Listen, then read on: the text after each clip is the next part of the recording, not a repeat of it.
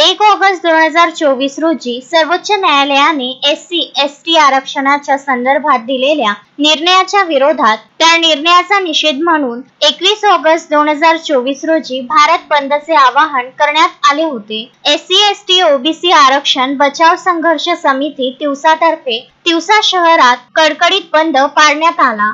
या बंदला तिवसा येथील व्यापारी संघटना व किरकोळ व्यावसायिकांनी उत्स्फूर्त प्रतिसाद दिला। ST/SC आरक्षणाची वर्गवारी क्रीमिलियरची अट लावण्याचा अधिकार न्यायालयाने राज्याला दिला आहे। या निर्णयाचे SC/ST प्रवर्गात मोडणाऱ्या जनतेवर व त्यांच्या येणाऱ्या पिढीवर फार मोठा परिणाम होणार आहे, असे सांगत या निर्णयाच्या विरोधात देशातील SC/ST प्रवर्गातील संघटनांनी 21 ऑगस्टला भारत बंदचे आवाहन केले होते। हा निर्णय संविधानाच्या कलम 141 चे उल्लंघन करणारा आहे। न्यायालयाने हा निर्णय त्वरित मागे घ्यावा या मागणीचे निवेदन तिवसा तहसीलदार यांच्या मार्फत राष्ट्रपतींना पाठविण्यात आले। यावेळी SC/ST OBC आरक्षण बचाव संघर्ष समितीने तिवसा शहरात शांततेने कडकडीत बंद पार पाडला। यावेळी जानराव मनवर, सुरेश उईके, नंदकुमार वानखडे, प्रकाश सोनोने, पद्माकर खाकसे,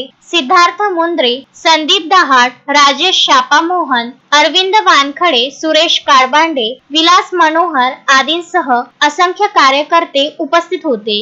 रामचंद्र मुंदाणे, विदर्भ न्यूज, तिवसा।